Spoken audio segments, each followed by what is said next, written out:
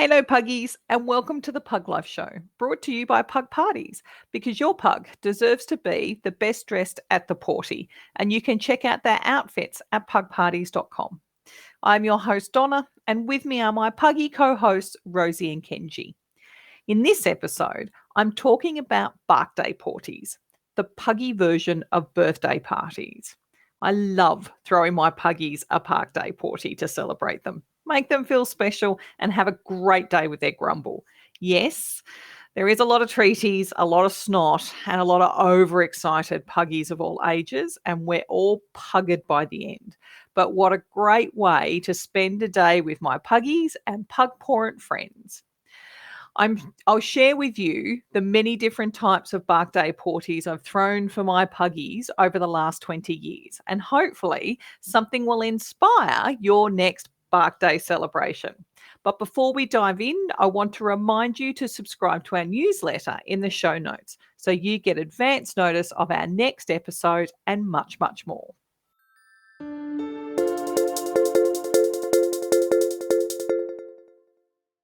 So I'm in the middle of what I like to call Barkday season. Kenji's Barkday is in March and Rosie's is in April, and I love making their day special. It might very well stem back to my childhood where my mother always made my birthdays a big deal. There was usually a theme. I got to invite all my school friends. I got to eat treats that I didn't normally get to because my family didn't have a lot of money in those days. And special occasions like birthdays was the time that we'd get them. And then there was the cake. My mum would pull out the Woman's Weekly birthday cake book, you know, the one. They still print it today, I believe. And we get to choose anything we wanted from that book for our party. And she'd slave over it for days to get it ready for the big day. So I'm not really surprised that I want to do the same thing for my fur kids. Although I have to admit, I don't get them to choose a cake from the Woman's Weekly birthday cake book, mainly because I can't cook.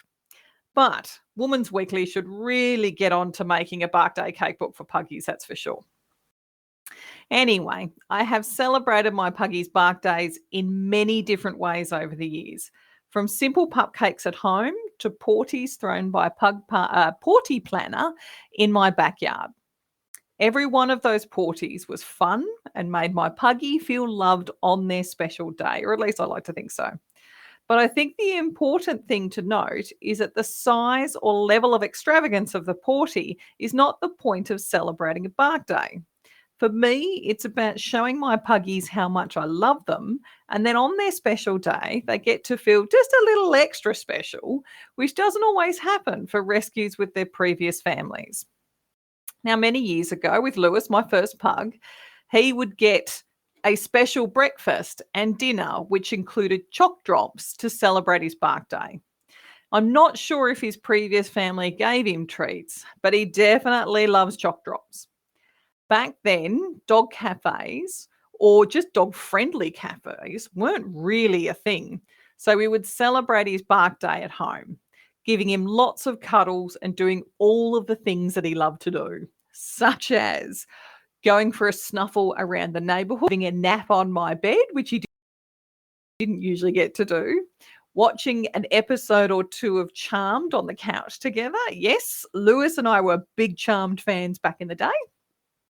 And we go for a drive in the car with him sitting in the front seat, taking it all in. Lewis was all about the simple pleasures in life since he was not fond of unknown humans in general, thanks to his previous family. And I loved sharing his day with him anyway. When litter brothers Winston and Charles come to live with us, we would do similar at-home Barkday Pawties as we did for Lewis until we discovered dog barkeries. Whoa.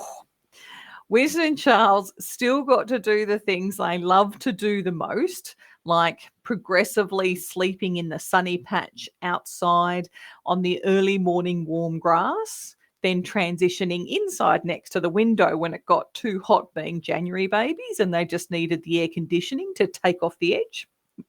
Stealing ripe raspberries off the raspberry bush that Andrew forgot to put a fence around to stop them from marauding my breakfast berries before I got to them. And begging to sleep on the couch whilst we watched TV. They weren't enthusiastic, charmed fans, unfortunately. Very disappointed. But they were happy for the cuddle time all the same. Now, but with the advent of dog barkeries, I then had the ability to purchase pup cakes and birthday cakes that were amazing and, judging by the scoffing, tasty as well. Now, Winston and Charles did enjoy going to the Barkery to sniff out all of the tasty treaties and decide on what they wanted the most for their birthday celebration.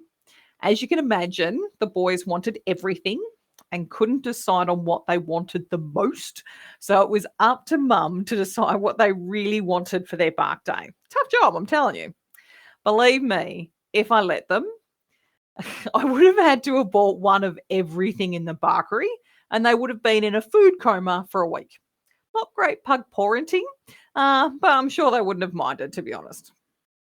The best part about dog barkeries creating these amazing treaties that no pug would say no to is that you can buy enough for your Grumble friends and celebrate at playgroup, which is what we did for Winston and Charles in their latter years. We didn't have a local playgroup when we first adopted Winston and Charles, but after we moved, there was one just up the road and they loved it. Why, you might ask? Because it meant that their bark day extended from 1 day to 2, because they got to celebrate with their Grumble friends as well as get their heart's desire on their actual bark day.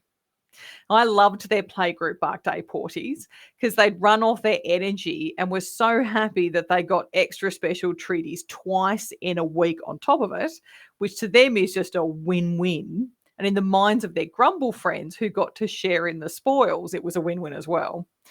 Plus, it also meant that when we got home, they had a big nap to sleep off all the excitement and food, giving me time to recover from the chaos of the morning.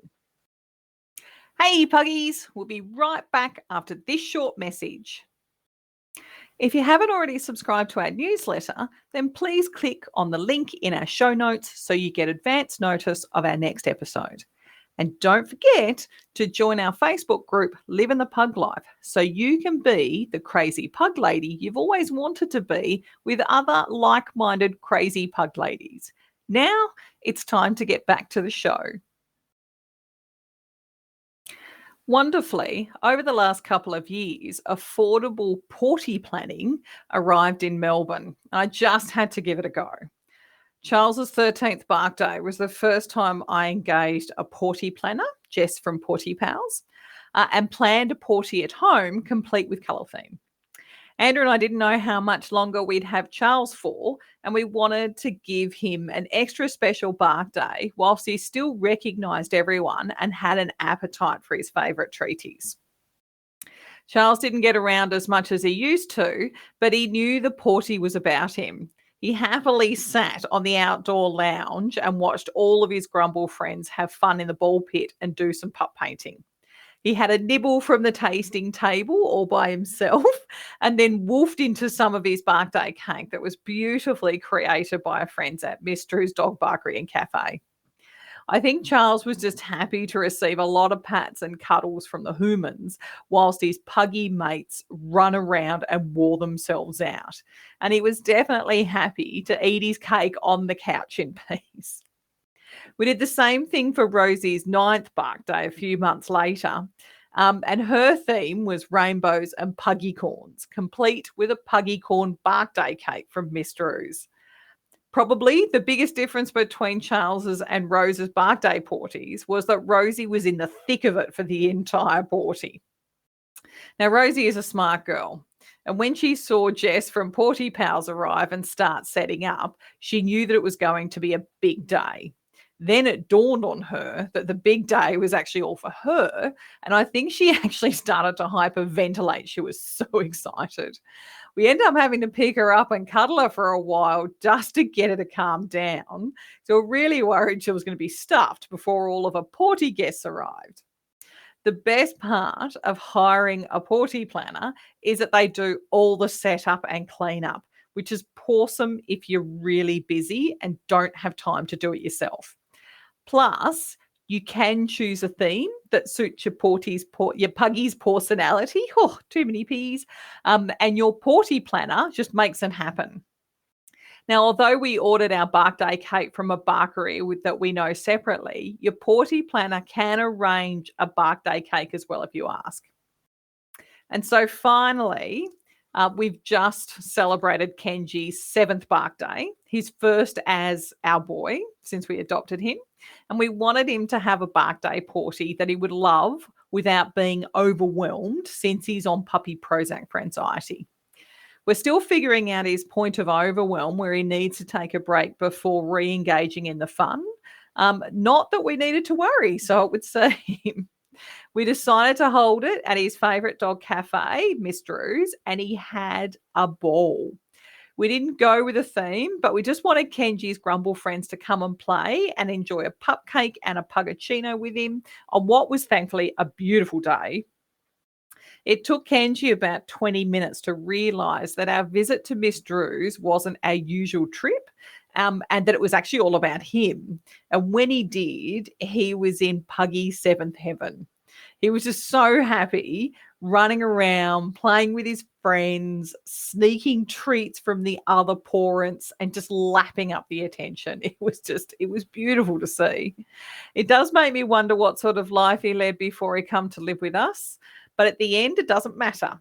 Kenji will get as much love as we can give him for the rest of his life, and that includes birthday parties with his friends, many and varied. I do still give all my puggies a nice day on their actual birthday as well, since their party is usually on a weekend. We still fill it with treaties, extra cuddles, time on the couch watching TV. No one loves Charmed like Lewis did, unfortunately. But whatever it is that they love to do more than anything else in the world, that's what we do. Luckily, it seems to be spending time with mum and dad more than anything else, which I'm pretty lucky to say. As I think about the many bark days I've shared with my puggies over the last 20 years and the many ways I've gotten to celebrate it with them, I can't say that one is better than the other. I think it's more about the puggy, what they love doing and what you love doing with them that really determines how you celebrate it together. But just in case your puggy's bark day is coming up and you're thinking about doing something to celebrate it, then I'll rehash what I've done in the past to help with ideas, and these are in no particular order. So I've done an at-home celebration with family with their favourite food, treaties, extra cuddles, time on the couch watching their favourite TV show or movie, or napping together on the bed or in the sun.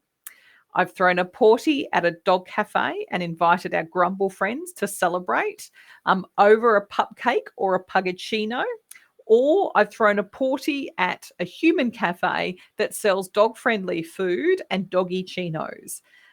Don't forget, sometimes something naughty like hot potato chips, which are Rosie's favourites, are a nice way to enjoy a birthday party at a human cafe. I've thrown a party at our playgroup with all of our puggy friends, and we share a birthday cake, or we bring along our puggies' favourite treaties to share with everyone else. I've gotten a party planner to throw birthday parties. We did it at home, but they can do it at cafes or at parks, wherever you choose. The great thing is you pick a theme, pick the treaties to be served, you get a birthday cake that matches your theme, and you pick the party games you want your guests to play. And finally, this is not something that I've done yet, but I do know it is available via party planners such as Pawty Pals, and that is to purchase an at-home party pack. It includes hats, buntings and treaties, to name a few things that can be included. And it's a great option if you don't have time to shop for everything but still want to throw the party yourself. As I said before, there is no right or wrong way to celebrate your puggy's birthday. And if they're a shy puggy who doesn't like to be around a lot of puggies or humans like Lewis was, then celebrating at home with the humans that they love the most is the best present a pug parent could ever give their beloved puggy. Now, I bet you've all celebrated your puggy's birthdays like only a pug parent can, and I'd love to hear all about it. Do they like spending it at home with the humans, or do they like spending it with their Grumble friends running amok? So please share photos, videos, and stories like only a pug mum would share over in our Facebook group, Living the Pug Life, because that's where crazy pug parents hang out. And until next time, puggies, have a pawsome week, and humans, be generous with the snackies. Thank you very much for listening to our latest episode of the Pug Life Show. If you liked the episode, or if you think it'll be useful for someone else, then please leave a review with your favourite podcast host or over at our Facebook group, Live in the Pug Life, where crazy pug ladies meet to talk all things pug.